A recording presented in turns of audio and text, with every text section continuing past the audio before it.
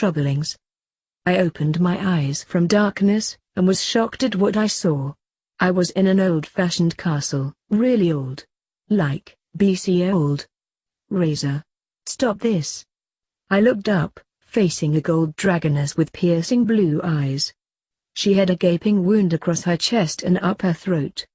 I will win. I have your head on my wall. I scream, uncontrollably. It flashes black, and everything is on fire. A whole draconian city was ablaze. I was soaring through it, fire blasting out of my mouth. Shadows. Shadows everywhere. Screams too. Oh, the screams. They were screams of extreme pain, but it made me pleased. Pleased that she will be mourning and feeling the pain I have. Please, Razor Claw.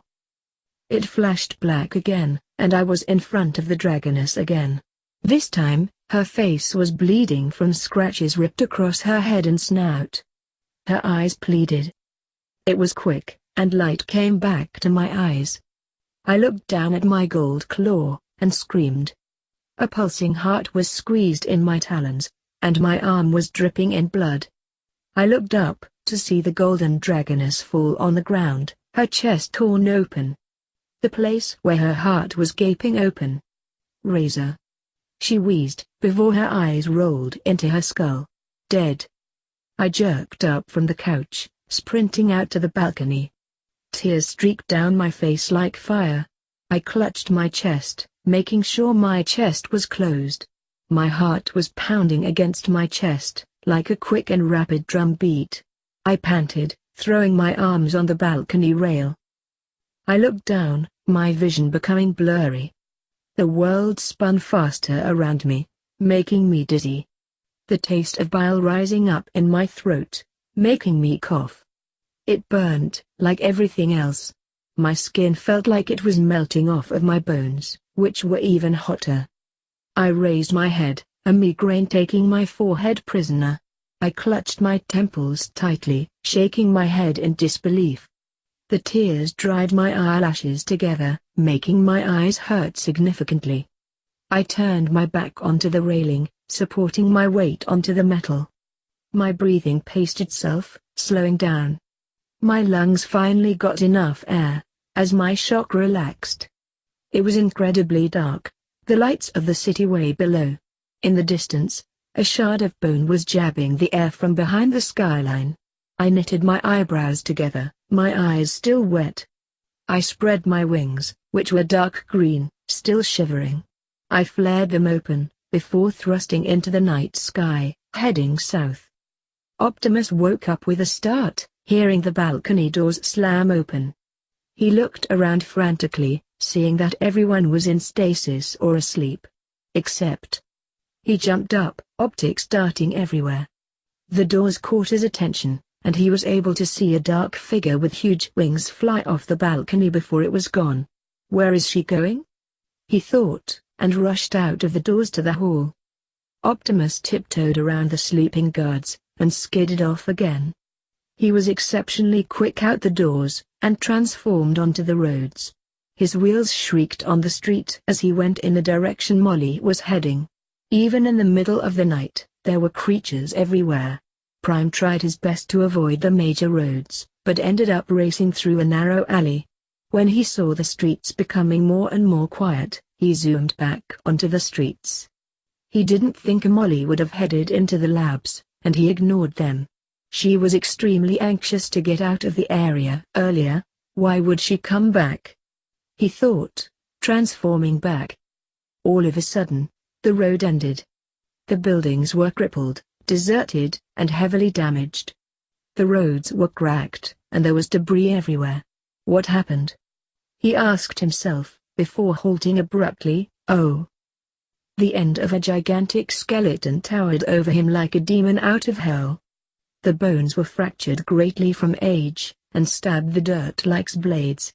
Optimus looked around the end, and froze. The skeleton stretched far down the trail of destruction, the ribs a good 1,100 yards away. Prime started to walk along the spine, stepping over broken glass, telephone poles, steel beams, and boulders. It was deadly silent, the yells of the city drowned out by the silence. Optimus was starting to become unnerved by it, shrinking away from the boneyard. The ribs were even larger, caving around a barren waste. Optimus was drove under the skeleton by the increase of ruin, and his pedsteps echoed off the bones. Shards of bone were scattered on the ground, chunks taken out of the skeleton. He understood now why nobody wanted to come here. It was hotter than anywhere else in the city, heat radiating off of the bones. Optimus shrunk away even more, staying as far away from the bones as possible. He started to hear sobbing, and sped up.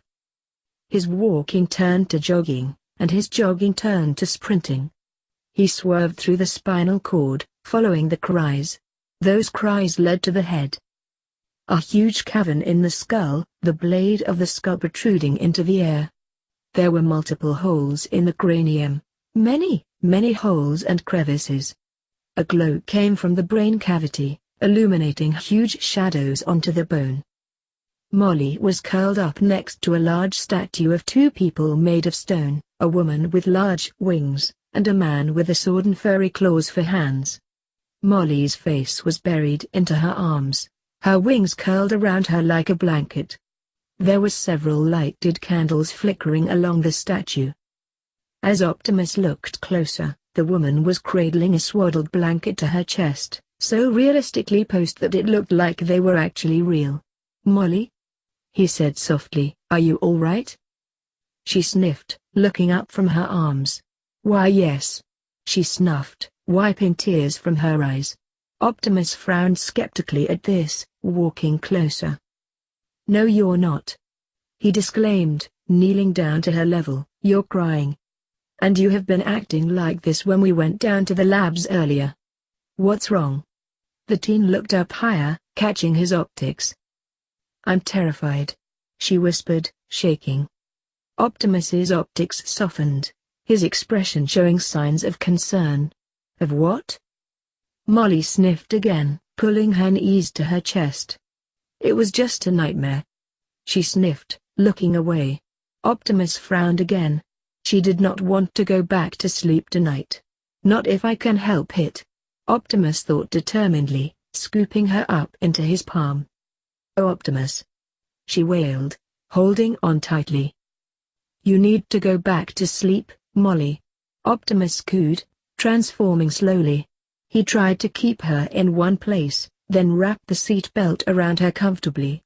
He leaned the chair back a bit, making sure she would fall asleep. "Optimus," Molly glared at the radio. "Let me out." "Molly, I swear, I will drive around the city for the rest of the night if you don't just try to rest."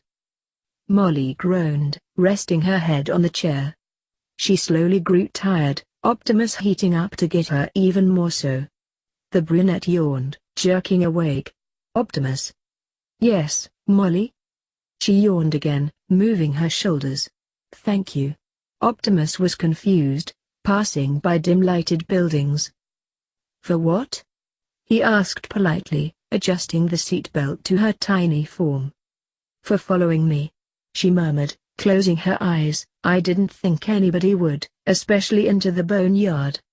It's highly radiated, you know."